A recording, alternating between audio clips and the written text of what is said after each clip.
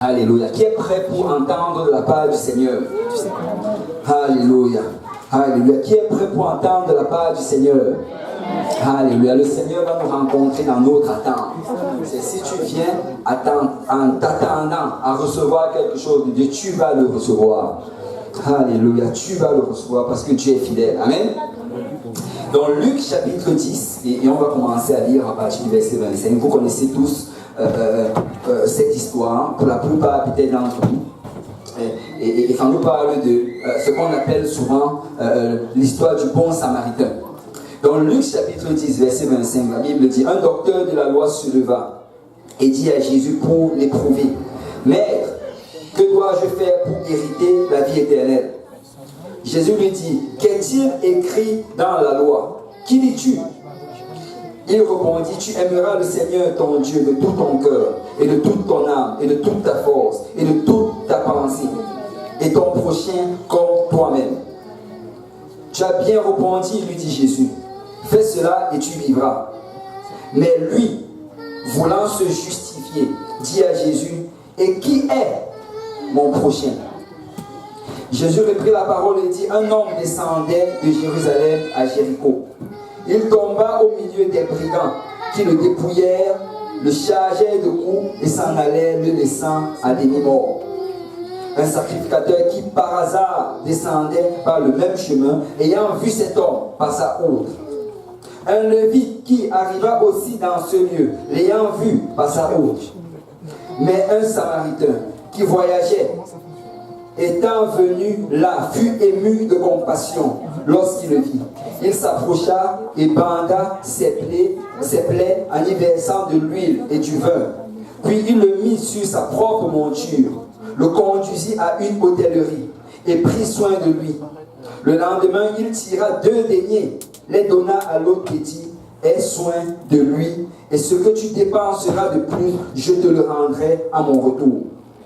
Lequel de ces 3 te semble avoir été le prochain de celui qui était tombé au milieu des brigands? C'est celui qui a exercé la miséricorde envers lui, répondit le docteur de la loi. Et Jésus lui dit: va, toi, fais de même. Alléluia. Et avec l'aide de Dieu, je vais prêcher sur ce message. Le prochain. Le prochain. Amen. Nous allons élever nos voix vers le Seigneur et nous allons prier afin que le Seigneur ouvre nos oreilles, ouvre nos cœurs pour que nous recevions cette parole et que cette parole, on la mette en pratique dans notre vie et qu'on puisse grandir dans le Seigneur. Alléluia. Père Céleste, nous venons aujourd'hui, Papa, pour te dire merci pour tout ce que tu as accompli jusqu'à présent. Père, nous venons également, Papa, alors que nous entrons dans la prédication de la parole de Dieu. Oins-moi le prédicateur, afin que j'annonce tes oracles, Père, sans crainte ni faveur, mais Seigneur, que je donne, Seigneur, ta parole. De la même manière que tu l'as enseigné à tes disciples, Papa, et à tes apôtres. Père, que cette parole, Père, entre, Seigneur, par nos oreilles, Seigneur. Trouve une place fertile dans nos cœurs, Seigneur, et qu'elle produise du fruit qui nous mène jusqu'à la vie éternelle. Papa, notre désir, c'est de grandir, Seigneur, en toi. Notre désir, c'est de maturer, de porter du fruit, Père. Notre désir, Seigneur, c'est de faire, Seigneur, ce que tu nous as appelés à faire, Papa. Afin, Seigneur, que ton royaume, Seigneur, prospère et que ta volonté soit faite. Seigneur, c'est en ton saint nom que nous avons prié. Si l'Église de Dieu peut dire au nom de Jésus. Si on peut battre nos mains, si on peut louer le Seigneur en anticipation. Je crois que tu vas recevoir quelque chose de Dieu.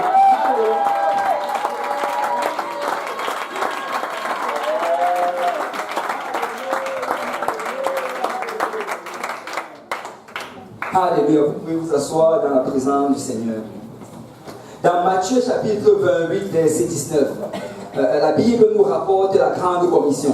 Et dans cette grande commission, nous voyons le Seigneur dire: allez, faites de toutes les nations des disciples, les baptisant au nom du Père, du Fils et du Saint-Esprit. Et tu peux regarder dans d'autres évangiles, dans l'évangile selon Marc, l'évangile selon Luc, et tu peux voir que cette même commission est encore donnée aux disciples. Et cette commission représente vraiment les dernières paroles du Seigneur avant qu'il ne monte au ciel. Mais souvent, nous ne nous attardons pas assez pour comprendre ce que le Seigneur est en train de dire. C'est avant de partir, la chose que le Seigneur a demandé à son Église, c'est d'aller faire des disciples.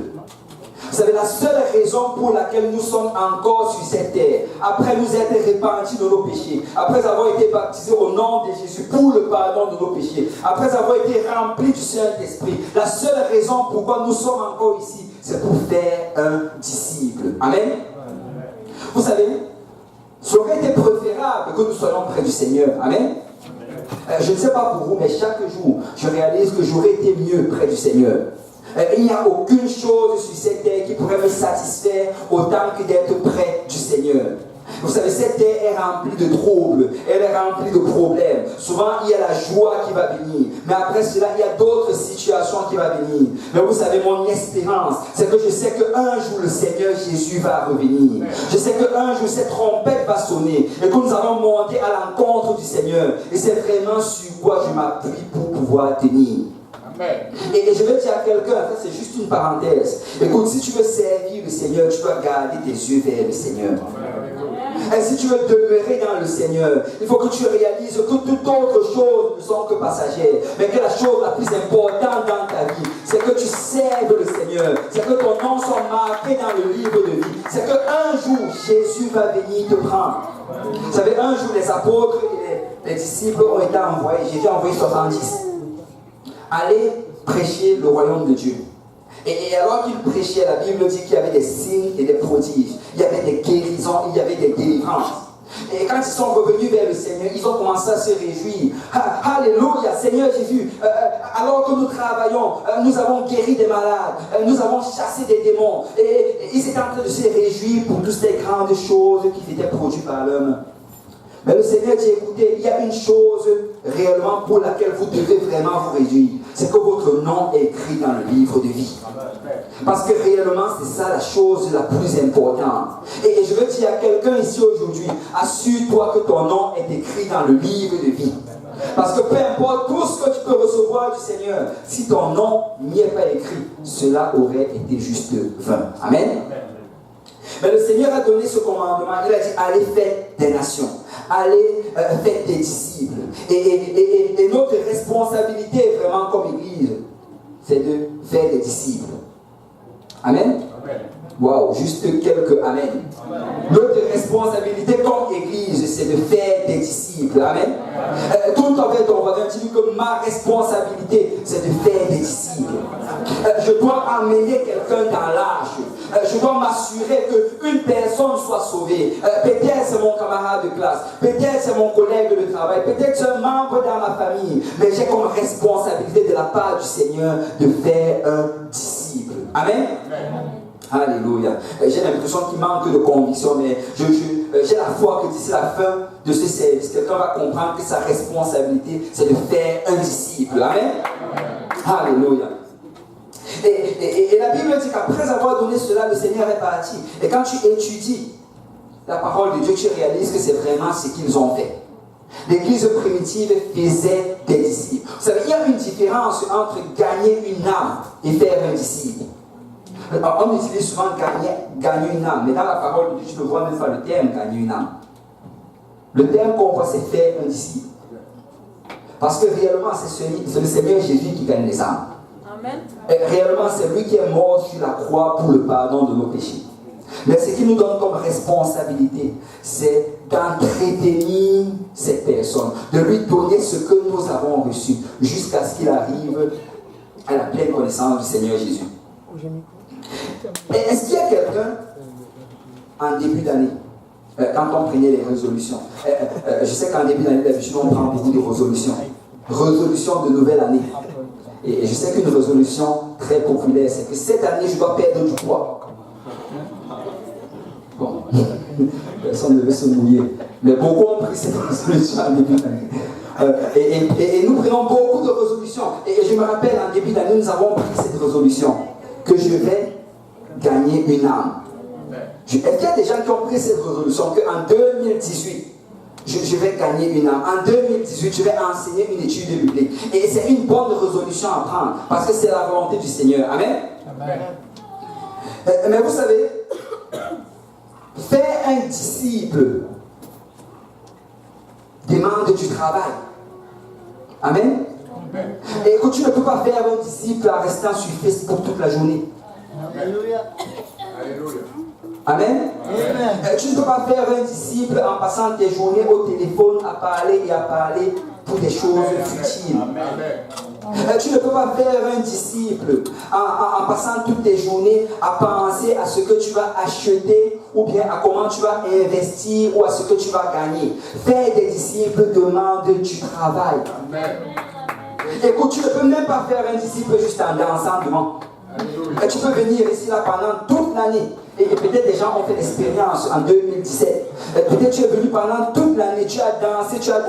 Mais à la fin de l'année, tu n'avais pas fait un disciple. Amen. Oui, j'ai passé. Alléluia. Au moins, il y a une personne qui est avec moi. Faire un disciple demande du travail. Faire un disciple demande un effort. Si tu veux gagner, faire un disciple, on doit changer notre vocabulaire. Si tu veux faire un disciple, ça va prendre que tu sois intentionnel par rapport à cela. Ça va prendre que tu ailles vers le Seigneur. Seigneur, je dois faire un disciple. Seigneur, aide-moi à obéir à ton commandement. Seigneur, aide-moi, Père, à amener une personne dans l'âge. Je ne peux pas passer 2018 sans faire un disciple. Ça demande du travail. Amen. Ça demande du travail. Vous savez, quand j'ai tenté de prier pour le service d'aujourd'hui, le Seigneur m'a amené dans le livre de Luc, le passage qu'on a lu en introduction aujourd'hui. Et on va y aller. Dans Luc chapitre 10, le Seigneur commence à raconter cette parabole. Et la raison pourquoi justement il la racontait, c'est parce qu'on lui a posé une question. Et il y a un scribe, ce docteur de la loi, qui lui a posé une question. Et le but, vraiment, la Bible dit qu'il posait cette question parce qu'il voulait discuter. Vous savez, il y a souvent deux genres de questions. Il y a des questions pour comprendre, il y a des questions pour discuter. Et là, il posait une question pour discuter. Et là, le Seigneur lui a répondu cela par une parabole. Et il n'est pas rentré dans la discussion théologique dans laquelle il voulait rentrer. Il lui a raconté une parabole. Et là, il commence à raconter et il dit... Il y avait un homme, il ne mentionne même pas le nom de l'homme, il ne mentionne même pas la nature, je veux dire la race ou bien la nationalité de cet homme. Il dit il y avait un homme qui descendait de Jérusalem à Jéricho. Il tomba au milieu des brigands qui le dépouillèrent, le chargeaient de coups et s'en allaient le laissant à demi-mort. Vous savez, Jérusalem c'était le lieu d'adoration. Jérusalem, c'était vraiment un lieu où les gens allaient faire un pèlerinage pour aller au temple. Et j'ai vu en train de raconter de cet homme-là qui venait peut-être de Jérusalem. Je ne sais pas s'il venait du temple ou bien s'il était juste allé pour magasiner. Mais quoi qu'il en soit, sur la route du retour, il s'est fait agresser. Et on dit qu'on l'a frappé, on l'a dépouillé et on l'a laissé à moitié mort. Et la Bible dit au verset 31, sacrificateur qui par hasard descendait par le même chemin, ayant vu cet homme passa outre. Vous savez, les sacrificateurs, c'était ceux-là qui étaient appelés à enseigner les lois de Dieu au peuple. C'était ceux-là en fait qui étaient, on pourrait dire, des serviteurs de Dieu par excellence. C'était ceux-là vers qui le peuple allait se tourner pour venir apporter leur sacrifice à offrir au Seigneur. Et ça représente n'importe quel religieux.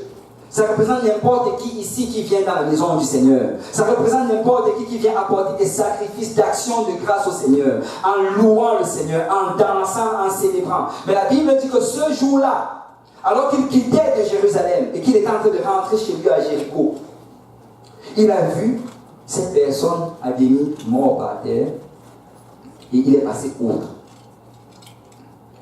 Vous savez, nous pouvons trouver toutes sortes de raisons pour lesquelles il est passé outre. Souvent, quand ils allaient partir pour faire sacerdoce, ils allaient le faire pendant une certaine période de temps et après ils allaient rentrer chez eux. Mais pendant ce temps-là, souvent, ça pouvait perdurer. Il pouvait souvent rentrer fatigué. Peut-être qu'en rentrant, il était fatigué.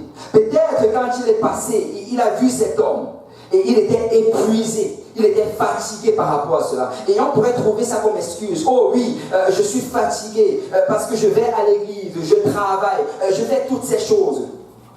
Peut-être c'était ça sa raison. Mais vous savez, si nous sommes honnêtes avec nous-mêmes, il y a des fois que nous surmontons la fatigue. Amen. Amen. Et écoute, si quelqu'un vient, il t'invite au restaurant, peu importe la fatigue, tu vas te lever, tu vas aller. Amen. Surtout s'il paye pour ça. Amen. Amen. Amen. Et quand on organise des banquets, les mariages, écoute, même si tu viens de faire toute une... Et c'est arrivé récemment, on a eu des réveils après réveils. Et après le mariage, malgré la fatigue, les gens se sont pointés. Amen.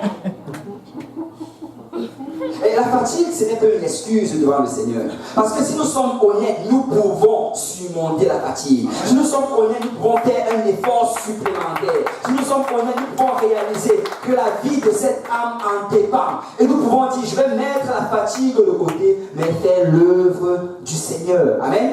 Amen. Et je ne sais pas, peut-être qu'il se disait, j'ai déjà fait ma part au temps. Oh, j'ai servi le Seigneur pendant des mois et des mois au temple. J'ai fait ma part. Mais je viens rappeler à quelqu'un aujourd'hui, le Seigneur n'a pas dit allez être des chantres. Amen. Amen. Il n'a pas dit allez être des batteurs, ou bien des joueurs de piano, ou même allez être des huissiers. Il a dit allez faire des disciples. L'appel du Seigneur, c'est de faire des disciples. L'appel du Seigneur, c'est d'amener une autre personne dans l'âge. Écoute, même si tu es dans la maison de Dieu, et tu n'es pas impliqué dans le piano, et tu n'es pas impliqué dans la batterie, et que tu ne prêches pas la parole de Dieu dans la chair, écoute, ta responsabilité, notre responsabilité, c'est de faire des disciples. Notre responsabilité, c'est d'amener quelqu'un dans l'âge, de tirer quelqu'un hors du feu, d'amener quelqu'un pour qu'il obéisse à la parole du Seigneur. Amen. Et ne te laisse jamais tromper et abuser par cela. Oh, parce que je travaille dans l'église, ça veut dire que je suis correct dans la volonté du Seigneur. Non, non, non. Le vrai travail, c'est à l'extérieur. Amen. Le vrai travail, c'est quand personne ne te voit.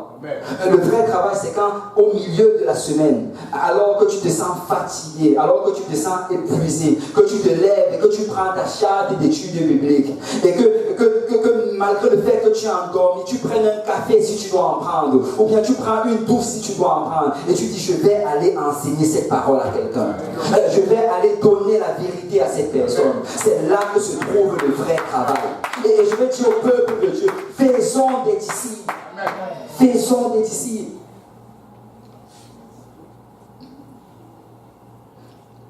Et la Bible nous dit que par la suite, après qu'il soit passé outre, un Lévite également est venu. Et peut-être que lui-même, peut-être le sacrificateur se disait, oh, je sais qu'après moi va venir un Lévite. Je suis sorti un peu plus avant lui. Qui sait, peut-être qu'il est moins fatigué que moi. Je vais partir et je vais le laisser, il va faire le travail. Et vous savez, nous avons souvent cette art à remettre la tâche à quelqu'un d'autre. Ne levez pas votre main ici quand je vais poser cette question. S'il vous plaît, gardez les mains en bas si ça vous concerne. Est-ce qu'il y a quelqu'un ici qui a déjà appelé le pasteur Yannick? Que pasteur Yannick, il y a cette âme-ci, viens la chercher pour l'amener à l'église. Ne lève pas ta main. Beaucoup l'ont fait. Et ça, c'est vraiment passer le travail à quelqu'un d'autre. Parce que lui-même, il a déjà ses âmes à qui il est en train de suivre. Il a déjà des personnes dont il doit entretenir, des personnes dont il doit faire des disciples. Mais nous aimons d'habitude passer cela à quelqu'un d'autre. Et souvent, on va appeler, oh pasteur, il y a cette personne-ci que je connais, il a besoin d'une étude biblique. Et toi-même, pourquoi tu ne la donnes pas? Amen. Ouf, là, ça devient silencieux. Passer le travail. Mais vous savez, très souvent, si le Seigneur nous a fait voir le besoin, c'est parce qu'il veut nous utiliser. Amen. Si le Seigneur t'a fait réaliser que telle personne a besoin qu'on prie pour lui, c'est parce qu'il veut que toi, tu pries pour lui. Si le Seigneur t'a fait réaliser que nous devons jeûner pour telle ou telle personne, c'est parce que toi, tu dois jeûner pour cette personne. Si l'Église devait le faire, le Seigneur allait le montrer au pasteur. Amen. Mais c'est une responsabilité personnelle. Le Seigneur nous appelle à faire cela. Ne laissons pas la tâche à quelqu'un d'autre. Parce que quand le Lévite est venu, il est également passé outre. Il est passé outre. Vous savez, Dieu veut nous utiliser. Et il n'y a aucun membre du corps du Seigneur qu'il veut utiliser. Il veut utiliser chacun de ses membres. Parce que réellement, si nous allons nous développer, c'est alors que Dieu nous utilise. Vous savez, s'il y a un membre dans notre corps qu'on n'utilise pas, ce membre-là va mourir. Et faites l'expérience si vous voulez. Allez à la maison, déposez votre pied quelque part et laissez-le là pendant longtemps.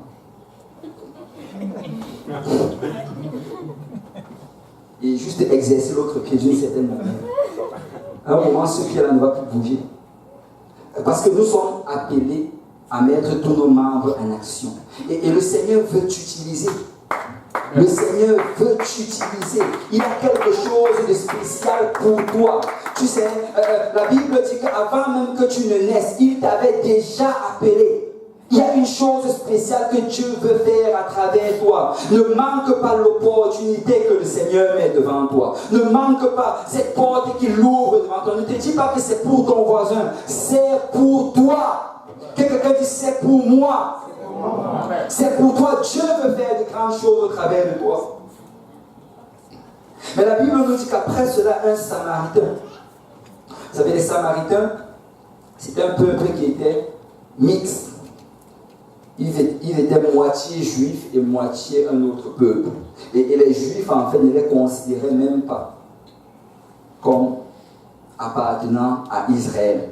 Et ils ne les considéraient même pas comme appartenant aux alliances de Dieu. Mais Jésus nous dit que c'est un Samaritain. Et souvent, c'est ça qui va arriver. Souvent, quand quelqu'un va être dans l'église, il aura besoin d'aide. Souvent, les saints ne vont pas faire le travail que Dieu leur appelle à faire. Et quelqu'un dans le monde va aider cette personne. Amen. Peuple de Dieu, que ce ne soit pas ici. Ne laissons pas le monde avoir plus de compassion que nous. Et ayons de la compassion, ayons de l'amour. Donnons-nous pour le royaume du Seigneur. Et la Bible nous dit que c'est Samaritain. Regardez le verset 33. Il dit, mais un Samaritain qui voyageait, lui aussi il était occupé. Vous savez, juste une nouvelle pour tout le monde. Tout le monde est occupé. Tout le monde est occupé. Ces gens-là même qui donnent les 4 à 5 études, 8 par semaine, ils sont également occupés. Tu n'es pas le seul occupé. Amen. Tout avec on va dire, je ne suis pas le seul occupé. Tout le monde est occupé. Mais ça prend que nous faisons un effort. Ça prend que nous secouons notre programme. Ça prend que nous commençons à remettre notre liste de priorités. Et dit, je dois faire un disciple. Je dois faire un disciple. Et on dit qu'il voyageait et étant venu là, fut ému de compassion. Vous savez, dans le livre de Luc, le mot compassion apparaît beaucoup de fois. Et dans plusieurs passages, on dit Jésus ému de compassion, fit ceci. Jésus ému de compassion. Et tu réalises vraiment que tout ce que Jésus faisait, c'était à cause de la compassion. Et la raison pour laquelle souvent nous ne faisons pas ce que nous devons faire, c'est parce que nous manquons de compassion. Vous savez, la compassion réellement, c'est la définition de compassion, c'est la même passion, compassion. Ça veut dire être capable de se mettre à la place de l'autre. Être capable de regarder quelqu'un qui souffre et ressentir cette souffrance-là. Et vous savez, nous devons avoir la compassion. Nous devons être capables de voir quelqu'un dans le monde et dire, écoute, avant j'étais comme cela, avant j'étais perdu, avant j'étais rebelle, mais merci Seigneur parce que tu m'as sauvé. Merci Seigneur parce que tu m'as délivré. Seigneur, alors que j'étais encore ton ennemi, tu es mort pour moi. Et je veux aujourd'hui me présenter, Seigneur, afin d'être utilisé pour sauver cette personne. Et ça prend la compassion. Ça prend la compassion. Et vraiment la chose numéro 1, si nous voulons faire un disciple, c'est de prier pour la compassion. Vous savez, un enfant de Dieu doit prier pour la compassion chaque jour. Chaque jour, nous devons prier. Jésus est rempli de compassion. Si tu t'approches vers le Seigneur Jésus chaque jour, il va te donner sa compassion. Et tu vas commencer à ressentir ce que les autres ressentent. Tu vas commencer, le monde a tellement bien travaillé à nous désensibiliser infantilisés. Et nous sommes arrivés à un point où, même quand les gens se font mal, nous ne ressentons aucune compassion pour eux. Mais je vais dire à quelqu'un aujourd'hui, si tu te tournes vers le Seigneur Jésus et tu lui demandes de la compassion, il va le mettre dans ton cœur. Il va le mettre dans ton cœur. Mais ça prend d'aller vers lui et de lui demander. Et la Bible dit qu'il était ému de compassion lorsqu'il le vit. Et la deuxième chose, on dit, il s'approcha. Il s'est approché.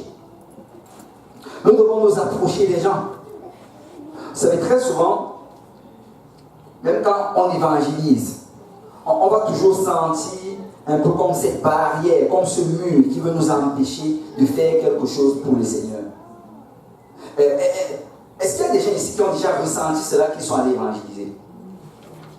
Vous savez, même le frère Cédric, ces gens-là qui évangélisent régulièrement, ils le ressentent. Parce que peu importe le nombre de fois que tu vas évangéliser, ça va toujours être là. Tu vas toujours ressentir ce mur quand tu vas t'approcher. Et je vais dire à quelqu'un que c'est le diable. Ce mur, c'est le diable. Et tu dois réaliser ceci. Que tout ce que tu as fait, c'est de continuer d'avancer. Tout ce que tu as fait, c'est juste dire un mot. Il y a un mot-clé qui marche toujours. Bonjour. Et quelqu'un sait cela, bonjour. Et c'est tellement simple. Juste dire à la personne bonjour. Et rien que quand tu vas commencer à parler à cette personne, tu vas voir comment les choses vont commencer à se transformer. Mais ça prend vraiment de s'approcher. Ça prend de s'approcher. Je me rappelle encore toutes les études bibliques que j'avais lues au départ. Je les avais toujours après le baptême. C'est dès que quelqu'un venait et que le pasteur le baptisait. En ce moment, je n'étais même pas pasteur, j'étais encore juste un frère à l'église. Mais dès que le pasteur baptisait cette personne, je m'assurais d'attendre cette personne juste à la porte. Dès qu'il sortait de l'eau, il venait, je dis bonjour, mon nom c'est le frère Lionel, comment est-ce que vous vous appelez? Je m'appelle tel. Waouh, vous avez vraiment toute une expérience et je rends grâce au Seigneur pour ce qui est arrivé dans votre vie. Mais vous savez, maintenant que vous avez obéi à l'évangile, vous avez besoin d'une étude biblique. Aussi simple que ça. Ça prend juste de s'approcher des gens. C'est souvent nous allons dire, oh, je n'ai pas d'études bibliques, approche-toi de quelqu'un. Amen. Le besoin est là. Les gens ont soif. Quelqu'un a soif de cette parole. Mais ça prend que nous approchons des gens. Amen. Amen. Et on dit qu'il s'approcha. Il banda ses plaies en y versant de l'huile et du vin. C'est la troisième chose en fait qu'il faudra faire, c'est qu'il faut que tu apprennes à bander les plaies de ces personnes. C'est quand les gens viennent du monde, et quand nous venions du monde, nous étions remplis de plaies, d'amertume, de colère, de beaucoup de choses.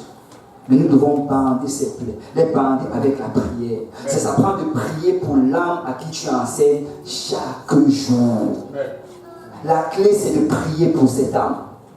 Nous devons prier pour eux. Et que si tu vas tu te pointes juste un jour par semaine, tu enseignes la parole de Dieu. Et que pendant tous les autres 6 jours, tu as complètement oublié la personne, la progression sera très lente. Parce que ce n'est pas une œuvre charnelle, c'est une œuvre spirituelle. Nous devons prier pour ces personnes. Seigneur, qu'ils croissent dans le Seigneur. Seigneur, qu'ils grandissent. Seigneur, donne-lui, Seigneur, ouvre ses yeux. Donne-lui, Seigneur, de recevoir ta parole et de maturer. Nous devons prier pour ces âmes. Et la quatrième chose, regardez,